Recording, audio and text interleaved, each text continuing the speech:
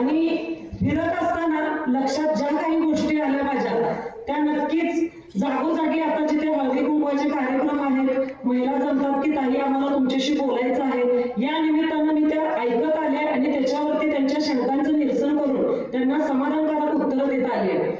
तसेच फक्त हळदी कुंकवाच्या कार्यक्रमाला महिलाच नाही तर बरेच असे माझे बंधू आहेत जे ते सुद्धा येतात आणि ताई काय सांगतायत हे लक्षपूर्वक ऐकतात. याचं कारण असं आहे की नक्कीच त्यांना कुठेतरी बदल करायचा आहे आणि त्यांनी आम्हाला बोलूनही दाखवलेलं आहे की ताई तुमच्या माध्यमातून नक्कीच काहीतरी वेगळं घडेल ही आम्हाला एक कुठेतरी आशा आहे. आणि हा शब्द मी आजपर्यंत 3 महिन्यामध्ये तुम्हाला दिलेलाच आहे, इथेही देते आणि इथून पुढेही देणार आहे की आम्ही जर राजकारणामध्ये येत आहोत तर ते फक्त आणि फक्त समाजकारणासाठी. कारण गेल्या 10 वर्ष झाले तुम्ही आम्हाला बघत आहात, सोशल मीडियाच्या माध्यमातून असेल, इतर प्लॅटफॉर्मच्या माध्यमातून असेल, तर नक्कीच 10 वर्षांमध्ये दादा तुम्ही आता एक काहीतरी सांगितलं की लोक अशा वाढ उठवत आहेत की हॉटेल वडिलांनी काढलेलं ते सांभाळून दाखवा. नक्कीच तुम्हाला सगळ्यांना माहित आहे हॉटेल कुणी काढलं, ते केवढ्या जागेतून काढलं 500 स्क्वेअर फूट मधून आणि ते छोटंसं रोपटं आता जवळजवळ महाराष्ट्रभरामध्ये 19 हॉटेलच्या रूपामध्ये वटवृक्ष झालेलं आपण बघू शकताय आणि आहे ते. त्यामुळे कोण काय एवढे उठवतंय याच्याकडे बघून आपलं लक्ष विचलित करण्यापेक्षा आमचं जे ध्येय आहे, जे आम्ही निवडलेलं आहे समाजकारणाचं, त्याच्यावरती आम्हाला जास्त लक्ष द्यावं असं मला वाटतं.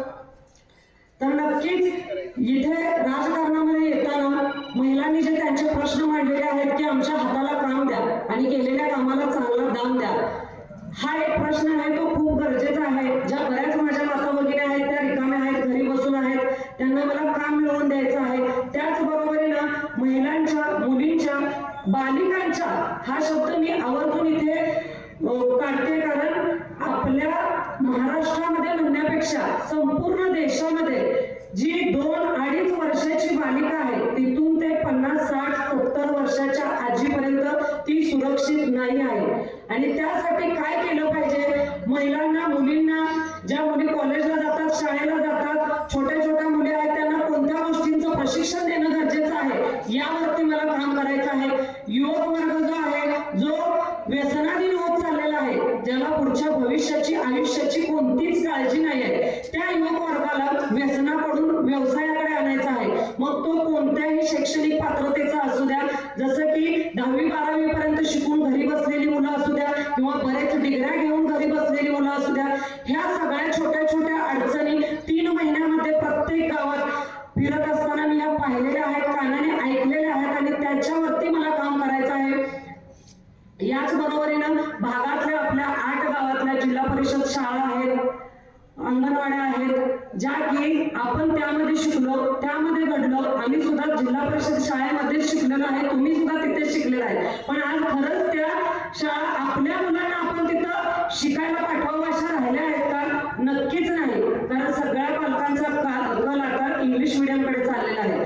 प्रवाहाबरोबर जाणं नक्कीच गरजेचं आहे, पण त्याचबरोबरीने ही गोष्ट पण तितकीच महत्वाची आहे की काही सर्वसाधारण कुटुंब जे आहेत, ज्यांच्या घरामध्ये 2-4 मुलं आहेत, त्या मुलांना इंग्लिश मिडियमची फीस परवडत नाही आणि त्यांचा एकच आधार म्हणजे जिल्हा परिषदेची शाळा, जी की टिकली पाहिजे आणि आपण ती टिकवली पाहिजे. पण सध्या जसं मगाशी नितीन वानवडे सरांनी सांगितलं की किती शाळा बंद पडल्यात आणि काय अवस्था आहे शाळांची, ही जर बदलायची असेल तर कुठंतरी नक्की आपल्याला ही सुरुवात केली पाहिजे इथून आणि ते मला काम करायचं आहे. याबरोबर प्रामुख्याने सगळ्यांनी सांगितलेले गावातले जे काही छोटे, जे आमच्यासारख्या लोकांना छोटे वाटत असले तरी नागरिकांच्या दृष्टीने पाहायला गेलं तर टायमिंगवर पाणी न येणे, लाईट नसणे, रस्ते खराब असणे, सार्वजनिक शौचालय असतील आणि पाणी जरी आलं तरी ते परवा एका माऊलीने मला घरातलं पाणी ग्लासमध्ये आणून दाखवलं, अक्षरशः ते गटारातून उचलून आणले की काय अशा पद्धतीचं पाणी होतं ते वाठारमध्ये.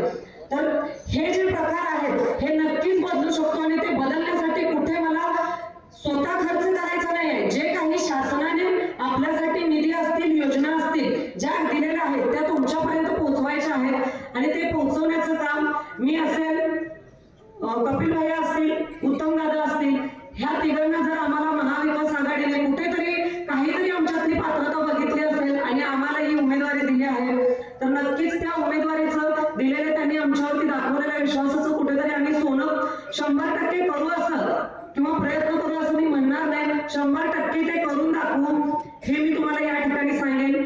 बराच वेळ झालेला आहे. मी आता जे हे काही बोलते हे सगळं माझं प्रत्येक महिलेशी सगळ्यांशी बोलून झाले. प्रत्येकाने माझं हे भाषण रिपीट 5 ते 6 10 वेळा ऐकलं असेल. तर या माध्यमातून या प्लॅटफॉर्मवर आज मला बोलायची संधी दिली. जाता इतकंच सांगेन, जसं नितीन बांडुळे सरांनी एक छोटंसं उदाहरण दिलं त्या मांजरीच्या पिलांचं, की डोळे त्यांचे उघडले नव्हते म्हणून ते तसं बोलले. तसं खरंच आता ही वेळ आहे की उघडा डोळे बघा नीट म्हणण्याची आणि निवडून द्या हा मशालीची सीट. इतकंच मला सांगायचं आहे. नुकत्याच झालेल्या महानगरपालिकेच्या निवडणुकीमध्ये गेल्या महिन्यातच झाल्या त्या आदरणीय वंटी साहेबांनी जे यश खेचून आणलं ते नक्कीच कोणालाही जमणार नाही आणि इथून पुढे तर कोणी ते करूनही दाखवू शकत नाही. तर त्यांच्या मार्गदर्शनाखाली त्यांच्या नेतृत्वाखाली काम करण्याची ही आम्हाला संधी त्यांनी दिली आणि आमच्यावर विश्वास. प्रत्येक निवडणुकीला साहेबांचं काहीतरी वेगळी टॅगलाईन असते आणि त्या निवडणुकीच्या दरम्यान साहेबांची टॅगलाईन होती की कोल्हापूर कसं तर तुम्ही म्हणशीला तसं. तर आज आम्ही त्यांच्या नेतृत्वाखाली आणि मार्गदर्शनाखाली इथे काम करत आहोत. तर मी सुद्धा तुम्हाला एकच शब्द देऊ शकते जाता जाता की भादवले मतदारसंघ कसा तर नक्कीच तो तुम्ही सगळेजण म्हणशीला तसा. एवढं बोलते आणि माझं 2 शब्दाचं मनोगत संपवते.